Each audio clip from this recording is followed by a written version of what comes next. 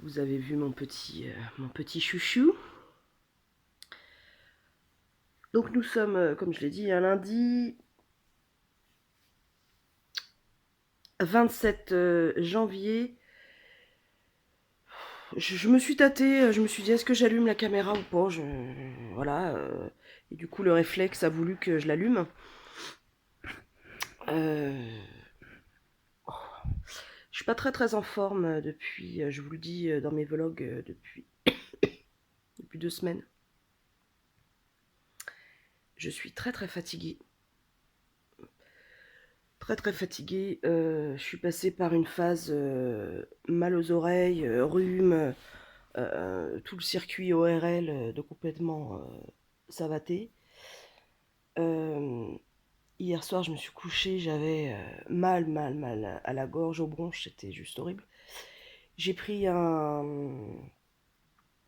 j'avais un sirop de Pranarome. Si des fois vous connaissez pas cette marque qui s'achète en pharmacie et en parapharmacie, il me semble, je ne suis pas sûre. Mais en tout cas, elle s'achète en pharmacie. C'est une marque d'huile essentielle, comment dire, de sirop plutôt naturel, avec des plantes, avec des principes actifs assez forts, je dois dire. Et donc j'ai pris le sirop pour l'hiver. Il s'appelle le sirop de l'hiver, je crois, ou pour l'hiver. Et donc j'en ai pris hier après-midi et j'en ai pris hier soir avant de me coucher. Et sur le coup, j'ai eu des quintes de toux, mais monumentales. Euh, et ce matin, bon, j'avais dit hier à mon mari que, j'adore dire ça, à mon mari que si je me sentais vraiment encore très prise au niveau de la sphère ORL et si j'avais les oreilles bouchées comme je les ai eues ce week-end, je prendrais rendez-vous de médecin parce que ça fait quasiment 15 jours que je suis très enrhumée. Et ça n'est pas normal, quoi. Enfin, plus de 15 jours, parce que ça fait depuis le déménagement pour l'association, là, le déménagement des meubles. Donc, ça fait plus de 15 jours. Euh, voilà pour le point santé, n'est-ce pas? Et oui, quand on a plus de 40 ans, on fait des points santé dans les vlogs. Les minettes de 30 ans, elles ne font pas de points santé. Elles sont dans la force de l'âge, elles ont l'énergie, elles ont... Mais nous, les quarantenaires. J'ai passé un merveilleux week-end, malgré ma petite forme. Voilà. Ma fille était là. euh, C'était génial. C'était vraiment génial. On a pu parler de beaucoup de choses. Et en tout cas, moi, j'en avais besoin parce que je vais parler que de moi. Je vais pas parler à sa place. Ouais, il y avait pas mal de choses, de conversations, soit qu'on avait en suspens, soit qu'il fallait qu'on aborde. Et vu qu'elle ne vit pas avec moi, eh bien, les...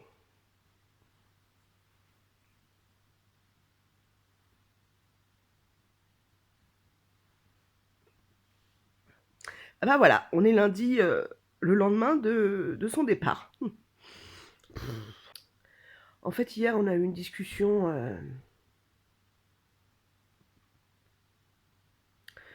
On a eu une discussion pas facile. Enfin, je me suis mis en colère. Parfois, j'ai des idées assez arrêtées. Je pense comme tout le monde. Et je vous dirai pas le sujet de la conversation parce que c'est privé. Mais juste l'état, voilà, enfin l'état de fait, quoi. Et du coup, on n'était pas d'accord et ça concernait l'avenir, ça concernait des sujets forts, hein, et des sujets actuels. Et en fait, j'ai du mal à le formuler, mais en gros, je me sens je trouve que j'ai la sensation de ne pas transmettre assez à ma fille, de ne pas transmettre mes valeurs, de ne pas transmettre moi ce que j'ai appris. Et ça me rend mais triste. C'est vrai que lorsqu'on a un enfant et qu'il vit chez un des parents, forcément il sera plus imprégné, imprégné de son environnement, forcément. Et là, en fait, ma fille a 15 ans et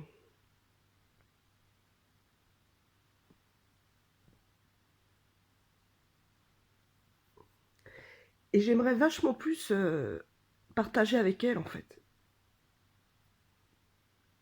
et lui transmettre des choses.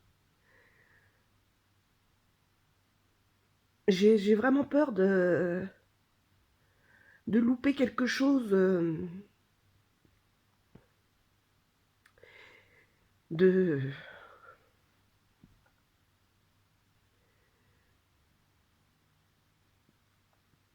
de pas faire assez, quoi.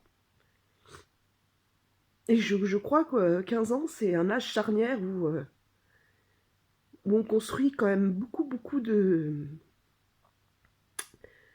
choses pour son propre avenir. Et, et j'ai l'impression de ne pas être à la hauteur.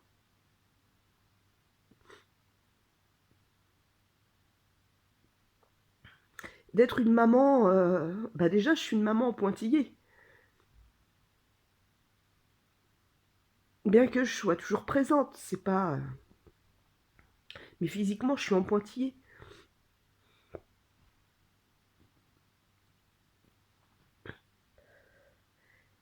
Et dans les valeurs et dans les choses à transmettre, j'ai peur d'être aussi en pointillé. C'est c'est peut-être purement égoïste, hein, mes pensées. Hein,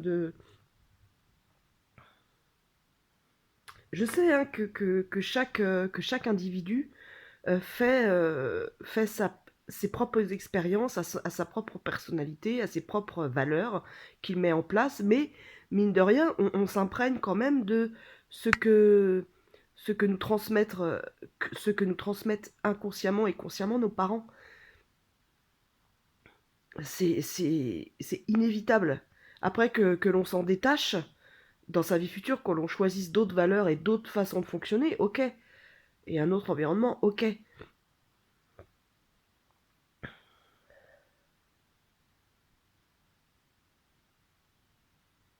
C'est très très déroutant. C'est très très déroutant.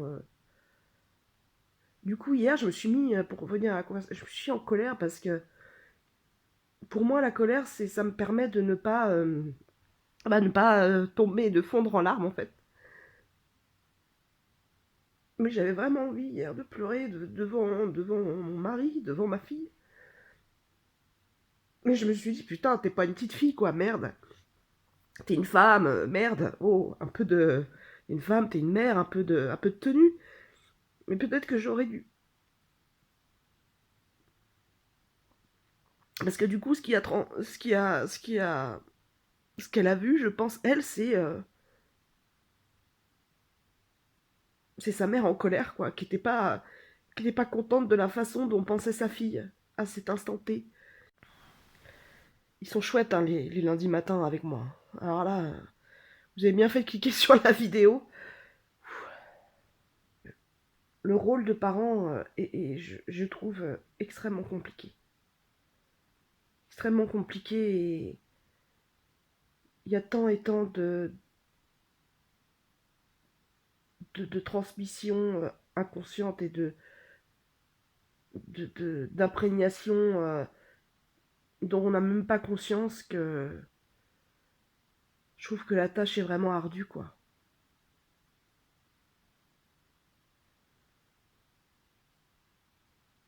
Peut-être que je suis trop entière et je veux trop contrôler peut-être, et encore que non, parce que Je sais pas, dites-moi vous si vous avez des enfants de cet âge-là, est-ce que je suis la seule à avoir peur? Est-ce que je suis la seule à me dire que je fais pas très bien les choses, que je lui transmets pas suffisamment, que je suis pas assez présente? Dites-moi, si vous voulez.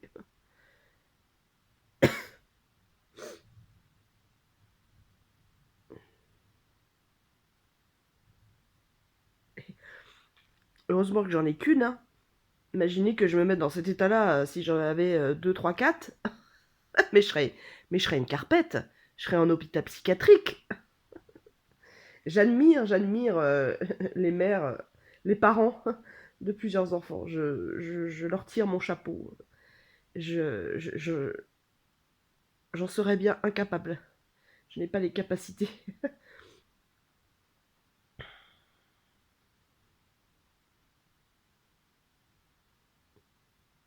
En fait, il y a un côté, je pense, qui est très très égoïste dans mon raisonnement.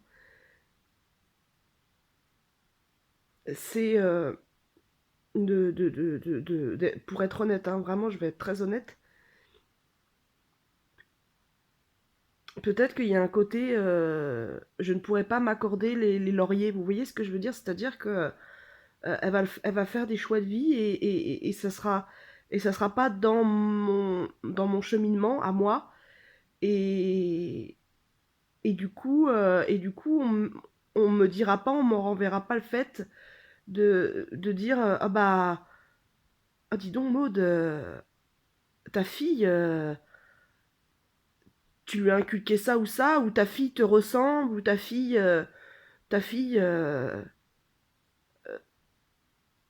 ouais, ta fille te ressemble quoi. Ou c'est bien ce que tu lui as inculqué, ou de merde, hein. Putain, on va se pendre. Tiens, je vais me pendre aux branches du lilas. C'est... J'en ai marre de cette saison de merde là. Putain, vivement que la chaleur arrive et que les petits oiseaux y chantent. J'en ai ras-le-bol de ce temps de merde. J'ai l'impression que le ciel il va nous tomber dessus.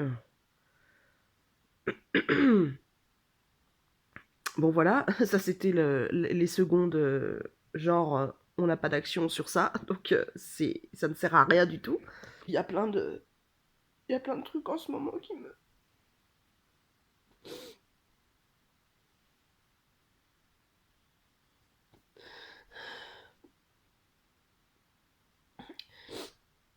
j'ai pas de nouvelles de l'hôpital pour l'opération, je sais même pas si je vais me faire opérer et puis là ça fait plus de 15 jours que je fais hyper attention à ce que je mange etc. Bon à part le craquage que je vous ai parlé l'autre jour et j'ai encore pris du poids quoi, je me suis pesée ce matin. Heureusement que peut-être que je transmets pas beaucoup de choses à ma fille parce que lui transmettre ça, putain, la pauvre. Je sais pas si je posterai cette vidéo, je pense, je sais pas.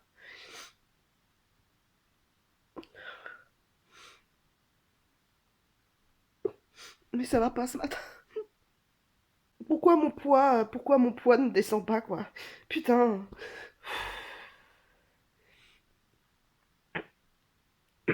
J'ai fait quasiment que des recettes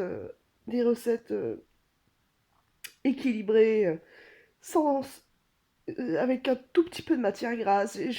Ça fait 15 jours que je mange quasiment pas de pain exprès pour voir si ça a une incidence sur mon poids. Du coup, j'ai rendez-vous le 12 février avec la diététicienne.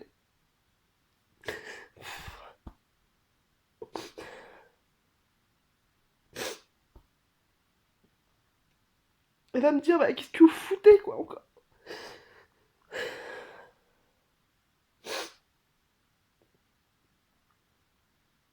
J'en ai marre.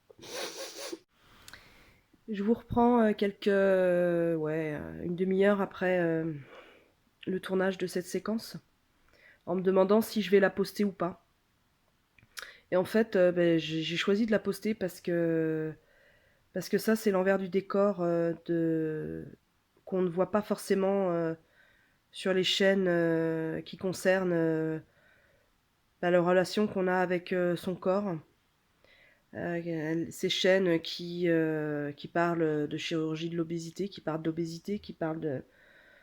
euh, j'ai rarement vu, voilà, j'en ai parcouru pourtant des chaînes, et rarement on voit, on nous voit craquer, quoi. Alors peut-être que c'est par pudeur et que du coup je suis hyper impudique dans mes émotions. Donc si ça vous dérange, eh bien passez cette vidéo, si vous n'adhérez pas du tout. Mais moi j'avais besoin de la mettre en ligne pour qu'il y ait une trace en fait. Pour que je puisse me retourner vers cette séquence et analyser voilà comment j'étais à ce moment-là et pouvoir travailler dessus et pouvoir me dire bah ouais voilà bah t'as pleuré pendant 15 minutes, très bien, bon bah voilà, très bien, bon bah qu'est-ce qu'il en est ressorti, comment tu peux évoluer par rapport à ça, euh, qu'est-ce que tu qu'est-ce que tu as envie de changer, ouais, qu'est-ce que tu ressens, etc. Et voilà, moi c'est ma vie, je suis pas une chaîne professionnelle, je ne montre pas du beau du tout. Je montre ma vie sans filtre, on va dire. À part le filtre numéro 5 pour bien lisser les traits du visage. Mais, euh,